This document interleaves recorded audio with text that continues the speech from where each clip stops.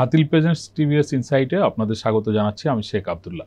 আমরা আজ কথা বলবো সরকারের বাজেট নিয়ে। বাজেট বলতে হচ্ছে যে সরকার যে আয় এবং ব্যয় করে সেটা বাজেটের মাধ্যমেই হয়ে থাকে।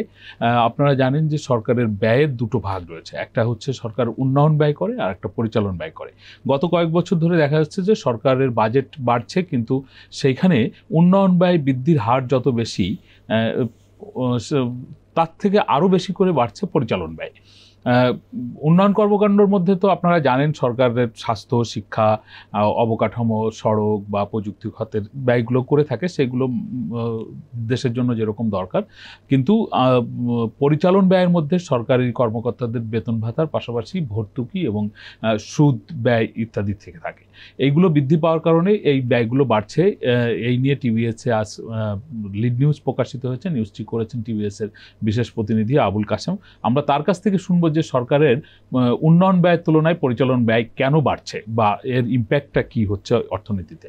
আবুল কাশেম, আপনাকে স্বাগত জানাচ্ছি। আপনার যে স্টোরি, আপনি বলছেন যে সরকার গত কয়েক বছর ধরেই উন্নয়ন ব্যয়ের তুলনায় পরিচালন ব্যয় অনেক বেশি বেড়ে যাচ্ছে এবং সামনের যে বাজেট করতে যাচ্ছে সরকার, সেই বাজেটেও পরিচালন ব্যয় বৃদ্ধিটা অনেক বেশি হবে উন্নয়ন ব্যয়ের তুলনায়। আসলে এই পরিস্থিতি কেন হয়েছে বা এইটার প্রভাব আমাদের সামগ্রিক অর্থনীতিতে কি পড়ে থাকে? ধন্যবাদ আপনাকে। আমি শুরুতে চলতি অর্থ বছরের কথা বলি যে চলতি অর্থ বছরে যে সংশোধিত বাজেট সেটার আকার হচ্ছে আপনার 7,40,000 কোটি টাকা এবং এখানে হচ্ছে উন্নয়নে ব্যয় হবে মাত্র 2,16,000 কোটি টাকা। বাকিটা হচ্ছে অনুন্নয়ন খাতে ব্যয় হচ্ছে এবং আগামী অর্থ বছরে যে বাজেট আসছে সেটা এখন পর্যন্ত সেটার সাইজ হচ্ছে প্রাক্কলন করা হয়েছে 8,84,000 কোটি টাকা এবং সেখানে 5,70,000 কোটি টাকাই হচ্ছে পরিচালন ব্যয় এবং উন্নয়ন ব্যয় হচ্ছে 2,70,000 কোটি টাকা। এবং আমরা দেখছি যে 2012 সালে প্রথম হচ্ছে আপনার উন্নয়ন ব্যয়ের তুলনায় পরিচালন ব্যয়ের কিন্তু আগে একটা নাম ছিল, সেটা একটু বলে রাখা দরকার। সেটা হচ্ছে অনুন্নয়ন ব্যয়। এক সময় সরকারের বাজেট বই পরিচালন ব্যয়টাকে অনুন্নয়ন ব্যয় বলা হতো, পরবর্তীতে এটা সংশোধন করে তারা পরিচালন ব্যয় বা অপারেটিং কস্ট নাম দিয়েছে। তো 2012 সালে হচ্ছে প্রথম হচ্ছে উন্নয়ন ব্যয়ের তুলনায় অপারেটিং কস্ট বা পরিচালন ব্যয়টা দ্বিগুণ হয়। এরপরে এই ব্যবধানটা আবার কমে আসে, মানে আস্তে আস্তে বাজেটে হচ্ছে উন্নয়ন ব্যয়টা অনেক বাড়তেছিল। আপনি জানেন যে গত আওয়ামী লীগ সরকার উন্নয়নের প্রতি বেশ মনোযোগী ছিল এবং বড় বড় মেগা প্রকল্প নেওয়া হয়েছে, সেই কারণে হচ্ছে আপনার উন্নয়ন ব্যয়টা বাড়ছে। যদিও বাজেট ডেফিসিটও বাড়ছে, কারণ আমার রেভিনিউ সেইভাবে বাড়ে নাই, বাজেট ডেফিসিট হলেও উন্নয়ন ব্যয়টা যথেষ্ট বেশি ছিল। এবং 2019-20 অর্থ বছরে যদি আমরা দেখি, 19-20 অর্থ বছরের বাজেটে আপনার উন্নয়ন খাতে বরাদ্দ ছিল 2 লাখ কোটি টাকার মতো এবং পরিচালন খাতে বরাদ্দ ছিল 3 লাখ কোটি টাকা। মানে পরিচালন খাতে উন্নয়ন ব্যয়ের চেয়ে 50% বেশি ছিল। আর আগামী অর্থ বছরে যে বাজেটটা হলো প্রজেকশন করা হচ্ছে, সেখানে আপনার উন্নয়ন ব্যয়ের চেয়ে পরিচালন ব্যয় 114% বেশি হয়ে যাচ্ছে। অর্থাৎ আমার পরিচালন ব্যয় লাগামহীনভাবে বাড়ছে, কিন্তু উন্নয়নে সরকারের যে ব্যয়টা সেটা হচ্ছে না। এখানে আরেকটু বলবো যে আমাদের যে টোটাল রেভিনিউ ইনকাম, এটা পুরাটাই হচ্ছে পরিচালন খাতে চলে যাচ্ছে। ফলে উন্নয়নের পুরাটাই হচ্ছে ঋণ নির্ভর, সেটা বিদেশ থেকে হোক অথবা আমাদের লোকাল ব্যাংক থেকে হোক। এবং এই যে উন্নয়ন ব্যয় যে বাড়ছে আপনি বলছেন ধারাবাহিকভাবে, এটা কেন? হ্যাঁ, এই কেনটা হচ্ছে আপনি যদি উন্নয়ন ব্যয়ের কোথায় কোথায় যাচ্ছে এটা যদি আপনি চিত্র দিকে তাকান, তাহলে সবচেয়ে বেশি প্রায় 23% চলে যাচ্ছে হচ্ছে সরকারি চাকরিজীবীদের বেতন ভাতা এবং পেনশনে।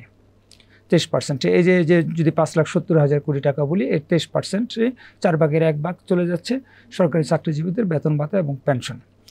আর 22%-এর মতো যাচ্ছে হচ্ছে ইন্টারেস্টে, সরকার যে ঋণ করেছে সেই ঋণের সুদ পরিশোধ করার জন্যে।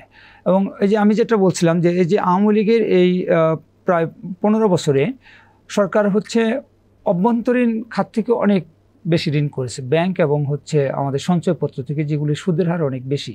এই চলতি অর্থ বছরের বাজেটে আমাদের শুধু ব্যাংক এবং সঞ্চয়পত্রের সুদ বাবদই 93,000 কোটি টাকা বরাদ্দ রাখা হয়েছে শুধু সুদ পরিশোধের জন্য। বিদেশি ঋণের সুদ আলাদা। তো আরেকটা হলো যে আমাদের সাবসিডি, এই সাবসিডিটাও হলো 5 ভাগের 1 ভাগ, টোটাল অপারেটিং কস্টের 5 ভাগের 1 ভাগ। এবছর হচ্ছে কোথায় কোথায় দিতে হচ্ছে এই সাবসিডি? হচ্ছে আপনার বড় অংশ যাচ্ছে বিদ্যুতে এরপরে আছে হচ্ছে আপনার কৃষিতে আছে, কৃষিটা হচ্ছে অর্থনীতিবিদরা এবং নীতি নির্ধারক এবং কি আমরা বলছি যে কৃষির এই সাবসিডিটা প্রয়োজন আছে, কারণ এটা হলো যে আমাদের দেশের খাদ্য নিরাপত্তাটা নিশ্চিত করার জন্য। এত ছোট একটা দেশে, যে দেশের মানুষের মাথাপিছু আয় কম, সেখানে কৃষি উৎপাদন ব্যয় যদি বেড়ে যায় তাহলে মানুষের ক্রয় ক্ষমতার মধ্যে এটা থাকবে না, এবং কৃষক যদি আবার দাম না পায় তাহলে হচ্ছে সে চাষাবাদে উৎসাহিত হবে না। সে কারণে কৃষি সাবসিডিটা ঠিক আছে, এবছরের বাজেটে 27,000 কোটি টাকার মতো বরাদ্দ আছে কৃষি বাজেটে।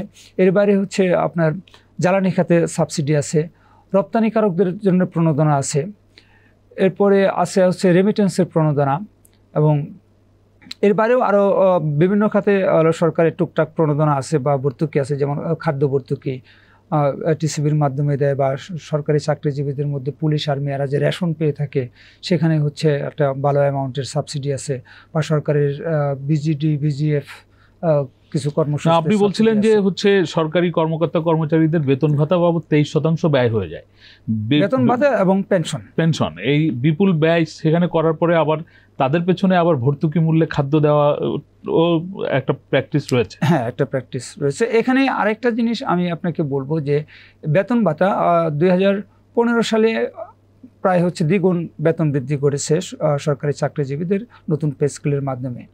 তো এরপরে ইউক্রেন রাশিয়া যুদ্ধের পরে যখন হচ্ছে বাজারে সব পণ্যের দাম বেড়ে গেল, তখন হচ্ছে আপনার আওয়ামী লীগ সরকার তারা 2024 সালের নির্বাচনের পরপরই সরকারি চাকরিজীবীদের খুশি করার জন্য হচ্ছে তারা কিন্তু ওই পে স্কেল অনুযায়ী প্রতি বছর 5% আর ইনক্রিমেন্ট পান, এর সাথে আরও 5% হচ্ছে ইনসেন্টিভ ঘোষণা করেছে। ফলে সরকারি চাকরিজীবীরা এখন 10% হারে প্রতি বছর তাদের বেতন বাড়ছে, যেটা কিন্তু আমাদের আবার শ্রম আইনের আন্ডারে আমাদের শ্রমিকরা যারা সবচেয়ে কম বেতন পায় তাদের কিন্তু প্রত্যেকেরই হচ্ছে 5% হারে ইনক্রিমেন্টের কথা আইনে বলা আছে, এবং অনেক মালিক সেটা দেয়, অনেক মালিক সেটাও দেয় না।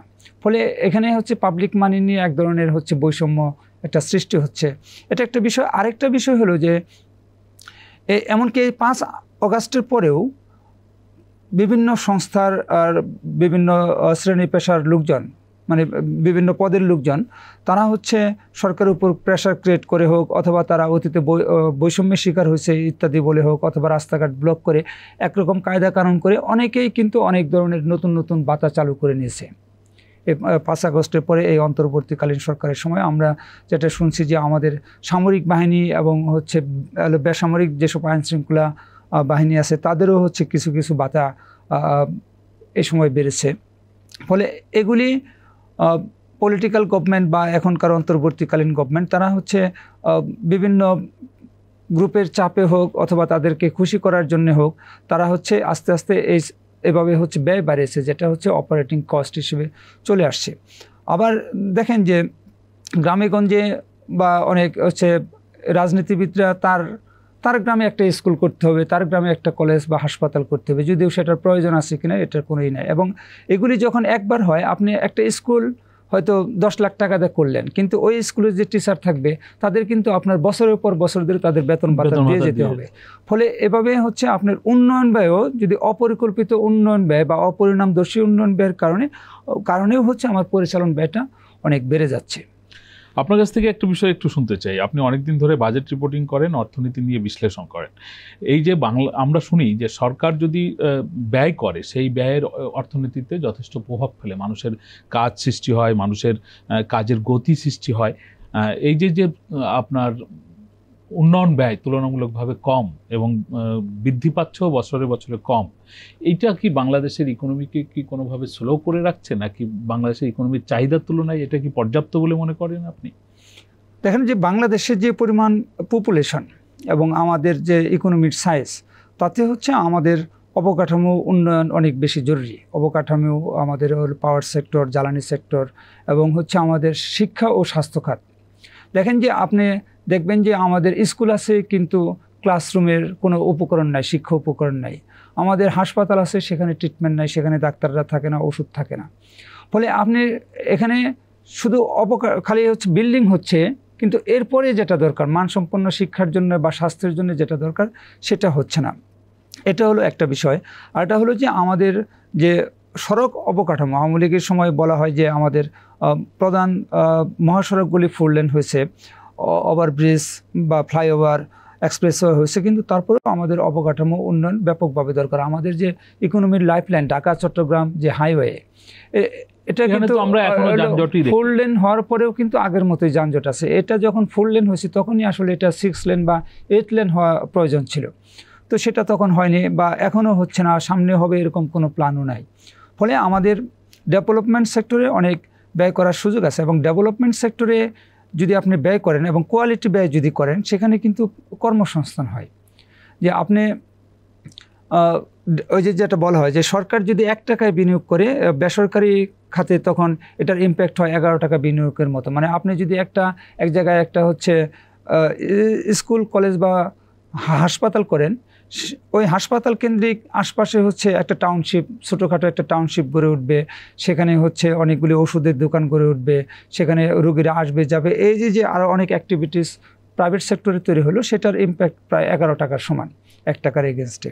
তো আমার হচ্ছে এডিপিতে যখন ব্যয় কমে যাচ্ছে, তখন আমার বেসরকারি সেক্টরে কিন্তু ওই বিনিয়োগটা ক্ষতিগ্রস্ত হচ্ছে। একটা চাঞ্চল্য থাকার কথা, একটা চাঞ্চল্য হচ্ছে না। এবং আপনি যদি দেখেন যে আমাদের বিবিএস এর সম্প্রতি যে রিপোর্টটা বেরিয়েছে, সেখানে দেখবেন যে আমাদের একটা দেশের ইকোনমি কৃষি থেকে হচ্ছে ইন্ডাস্ট্রিতে টার্ন করে, এবং ইন্ডাস্ট্রির একটা লেভেলে যাওয়ার পরে আপনি যদি ইউরোপ বা আমেরিকার দিকে দেখেন, উত্তর আমেরিকার দিকে, তারা ইন্ডাস্ট্রিতে হচ্ছে ডেভেলপ হওয়ার পরে তারা সার্ভিস সেক্টরে চলে যায়।